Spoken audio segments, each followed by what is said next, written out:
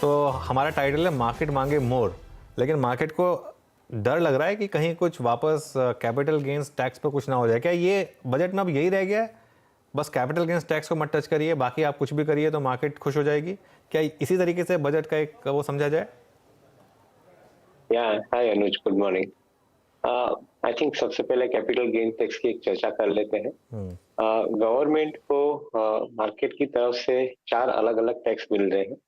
एक तो सबसे पहले एसटीटी मिल रहा है, जहाँ करीबन 21,000 करोड़ का I think amount government collect कर रही है मार्केट के अंदर से, which is the cleanest most tax, efficient most tax for the government. दूसरी तरफ ST short term capital gain tax, जिसके अंदर आई थिंक ट्रेडिंग वॉल्यूम्स के ऊपर आपको टैक्स मिल रहा है। I think that is also sufficiently large amount of tax, तो the breakup is not available. Long term capital gain tax जो 1 साल का दायरा है, उसके अंदर गवर्नमेंट अच्छी तरह से वो भी टैक्स कलेक्ट कर रही है। With rising market this amount is always increasing. And I think the most important part यहाँ पे हम एक देखने जा रहे हैं कि ओवरऑल डिविडेंड के ऊपर भी गवर्नमेंट टैक्स कलेक्ट कर रही है। तो कंपनी के सोर्स के ऊपर भी कलेक्ट कर रही है और इंडिविजुअल इन्वेस्टर के हाथ में आता है उसमें भी कलेक्ट कर रही है। तो आई थिंक ये चारों तरीके से गवर्नमेंट ऑलरेडी मार्केट के माध्यम से टैक्स ऑलरेडी कवर कर रही है। मैं नहीं मानता हूँ कि गवर्नमेंट को कोई ऐसी इमीडिएट नीड है कि जहाँ पे ये आपको ज्यादा टैक्स लगा के कोई ज्यादा पैसा लेने की चेष्टा करेंगे, क्योंकि करीबन $130 बिलियन का कंट्री के अंदर ऑलरेडी फंड्स आ रहे हैं एफडीआई और एफपीआई के मिला के। तो मैं ऐसा समझता हूँ कि I think they will not allow the rhythm to break. At the same time I think market को कोई एडवर्स इम्पैक्ट आता है तो शायद नियर टर्म के अंदर रूपी के ऊपर भी एडवर्स इम्पैक्ट आ सकता है, वो भी गवर्नमेंट को जानकारी है। So I would not probably, I think, venture a guess saying that I think government wants to charge more amount of tax from the market. Maybe some amount of period adjustment they may do in case of long-term investments. But in my viewpoint, I think larger amount of scope should be there to tax more on the derivative side of the trade. Beyond that, I don't think that too much of speculation is required from the market point of view. Okay, हालांकि traders कहेंगे कि derivatives को क्यों इतना tax किया जा रहा है, मतलब खैर वो अलग चर्चा है। एक्चुअली इस पर एक पूरा शो बन सकता है और हम डिस्कस कर सकते हैं। लेकिन देवन भाई, और फिर आपकी क्या एक्सपेक्टेशन है मार्केट से? चलिए, ये तो हो गया कि क्या नहीं आना चाहिए। जो डर है मार्केट को वो क्लियरली समझ में आता है, उसकी वजह से मार्केट थोड़ा सा नर्वस भी है। क्या आना चाहिए बजट में, आप क्या उम्मीद करेंगे? सो आई थिंक मेरे ख्याल से अनुज, ये बजट के अंदर एलोकेशन के ऊपर ही ध्यान दे, क्योंकि जो इंफ्रास्ट्रक्चर में गवर्नमेंट का जो थ्रस्ट है वो थ्रस्ट यहाँ से चालू रहेगा। ऑलरेडी रोड मैप तो क्लियर है, 110 लाख करोड़ का 10 साल के अंदर इंफ्रास्ट्रक्चर स्पेंडिंग करना है। गए साल में 7.5 लाख करोड़ का एलोकेशन हुआ था। ये साल में given the kind of rise in the tax collection, मैं ऐसा समझता हूँ कि इंफ्रास्ट्रक्चर के अंदर करीबन 9 लाख करोड़ के आसपास का अमाउंट एलोकेट हो सकता है।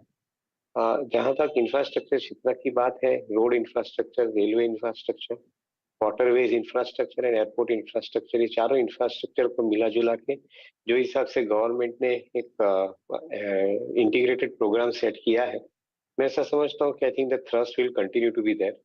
एट द सेम टाइम जो हिसाब से पीएलआई के अंदर गवर्नमेंट ने रिन्यूएबल सेगमेंट के अंदर जो एडिशनल फंड एलोकेट किए हैं, that is also indicating that government is wanting to create, I think, further amount of allocation into PLI schemes of different industries. करीबन 14 सेक्टर के अंदर आज की तारीख में PLI schemes के अंदर फंड्स गवर्नमेंट ने किए हैं, and I think around 2 lakh crore worth of allocation is expected in this particular area, which could possibly go up because PLI के माध्यम से हम देखने जा रहे हैं कि I think overall इंडस्ट्री का एक्सपोर्ट भी बढ़ा है, पर्टिकुलरली मोबाइल या अन इलेक्ट्रॉनिक्स के अंदर।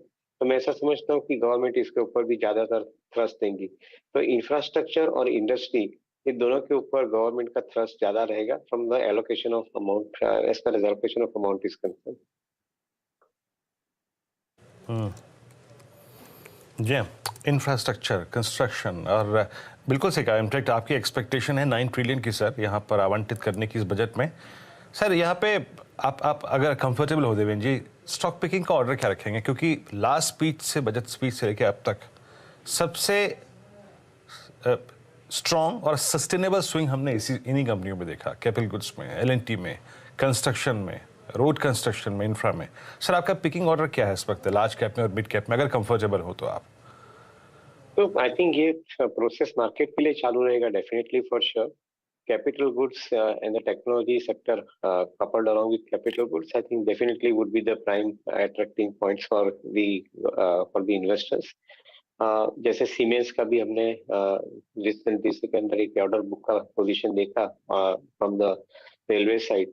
ये एक आई थिंक इंडिकेशन दे रहा है कि ओवरऑल कैपिटल गुड क्षेत्र की कंपनी के लिए ये शुरुआत का समय होना चाहिए, क्योंकि आप अगले 10 साल के अंदर significant amount of money investment करने वाला इंफ्रास्ट्रक्चर के अंदर, तो capital good sector can not lag behind. And I think likes of Siemens, likes of ABB, LNT, they would remain in prime focus for sure, and the portfolio investors will not remain disappointed with these companies, particularly when you ended up buying these companies in the corrective falls in the market in given opportunities.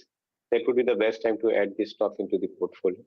But जहां तक overall allocation of funds का सवाल है, requirement of funds का सवाल है, मैं समझता हूँ कि बैंकिंग क्षेत्र को काफी हद तक एक एक्सपेक्टेशन अपना है कि इसके अंदर आगे के लिए समय के लिए I think the credit growth will pick up and pick up very smartly. So some of the larger banks जिसके पास क्षमता है बड़े एयूएम की वो लैंडिंग करने की, तो उनके लिए आई थिंक ये समय मेरे ख्याल से अच्छा रहेगा. बैंकिंग क्षेत्रों को इसके साथ में जोड़ूंगा along with IT and pharma. इसके अंदर सिलेक्टिव अप्रोच हमारा रहेगा I think from investment point of view, from adding the portfolio, not necessarily from the budget perspective, but largely I think to create the balance into the portfolio along with capital goods and banking.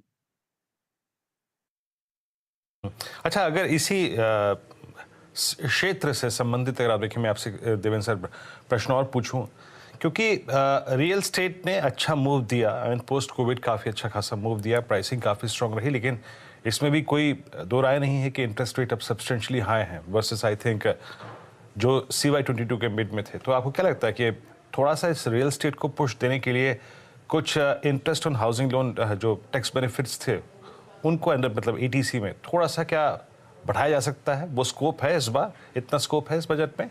और ऐसे में real estate पे या फिर ancillary space में आपके best pics क्या रहेंगे? तो मेरा ऐसा मानना है कि even though the EMIs have gone up because of the rise in the interest rate and which is affecting real estate and automobile to a certain extent, but I think given the kind of disposable income in hands of people and जो हिसाब से government funds पैसा spend कर रही है economy के अंदर, so in disposable income in hands of people is going to only increase from what it is current level. तो मेरा ऐसा मानना है कि I think though it will be a little bit painful for the people to pay higher amount of EMI due to the cost increasing, ऐसा समझता हूँ कि I think it will still get absorbed. मैं immediately नहीं मानता हूँ कि कोई ज्यादा इसके अंदर टैक्सेशन के अंदर बदलाव आएगा, बिकॉज ये गवर्नमेंट मानती है कि टैक्सेशन के अंदर कंसिस्टेंसी रखना बहुत जरूरी है, तो शायद टैक्सेशन में कोई ज्यादा बदलाव नहीं आवे, ऐसा मेरा मानना है. And I think as a proxy to real estate, I have always advocated that housing finance companies are better choice.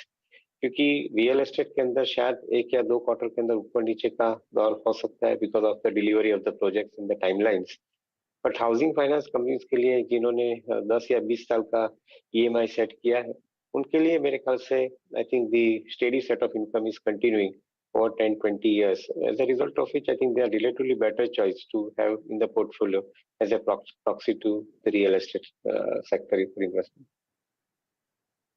चलिए अब थोड़ा सी बजट से हटकर मार्केट की भी बात कर लेते हैं देवेंद्र भाई. तो एक सेक्टर जिसने काफ़ी परेशान किया 2022 में, लेकिन 2023 में अर्ली साइंस दिखाए हैं बाइंग के, वो है IT, और आज भी 2-3 IT स्टॉक्स अच्छा कर रहे हैं रिजल्ट के बाद. यहाँ पर आपका क्या व्यू है? अब पोर्टफोलियो इन्वेस्टर्स के लिए टाइम आ गया यहाँ पर लेने का, या फिर अभी अवॉइड करना है? Anuj, I think definitely IT space के अंदर मैं देख रहा हूँ कि जो 15 से 20% के बीच में उनका बिजनेस के अंदर ग्रोथ चालू है, ये अगले 5 या 7 साल तक चालू रहेगा, given the kind of order intake that they are having and the visibility on that front. So from that perspective, I think I have no doubt in my mind कि IT कंपनीज के लिए growth engine चालू रहेगा. Even though they are on a larger base, I would think that these companies will continue to produce upwards of 15% rate of growth into their business. And given that kind of a situation, which one can visualize easily now, I would think that I think IT companies के stock को आपको 15 या 20% return कमाने के लिए साल के अंदर हर फॉल के अंदर लेना पड़ेगा. Probably I think if you start buying this kind of stock into every corrective fall, it will be the best time to buy and probably give you that 15-20% kind of return out of them in the course of market in 12 months. अच्छा, मुझे ना एक हमारे viewer ने पूछा है आपसे पूछने के लिए देवेंद्र भाई, दो स्टॉक्स, दो large cap giant cap stocks जो बुल मार्केट में सबसे ज़्यादा पार्टिसिपेट भी किया जिन्होंने, एशियन पेंट्स और बजाज फाइनेंस, कि इनके साथ क्या गड़बड़ है इस समय और आपका व्यू क्या है यहाँ पर? क्या ये दोनों स्टॉक्स आप पोर्टफोलियो में रखने लायक वापस हो गए?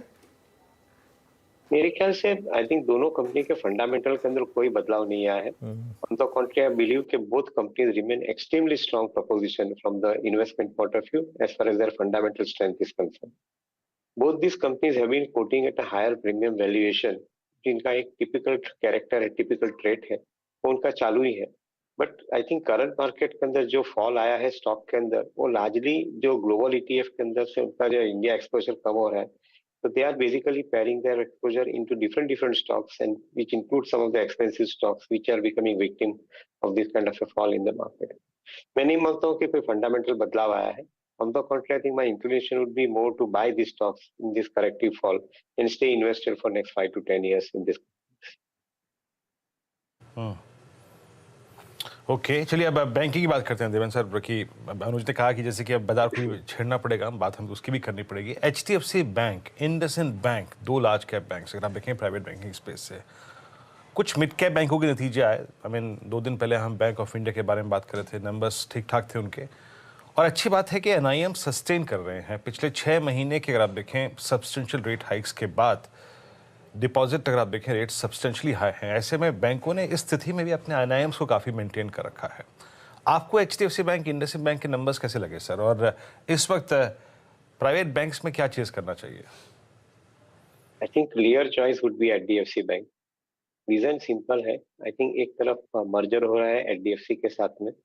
That means I think the entire loan book portfolio is getting now even further more balanced. On one side, the corporate loan book. Other side, I think the retail loan book, housing finance loan book, and the priority sector loan book.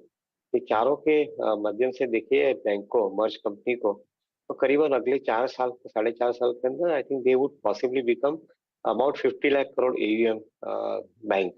And that is what is exciting me.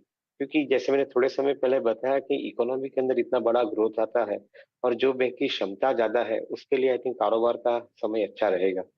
Eight the same time HDFC bank जो अभी तक लगा रही है as far as implementation of the technology is concern, and particularly consumer facing technology is concern, मेरा ख्याल से I think they are significantly putting their efforts in building the front end that is a fintech platform which could possibly change the entire perception of these banks going forward.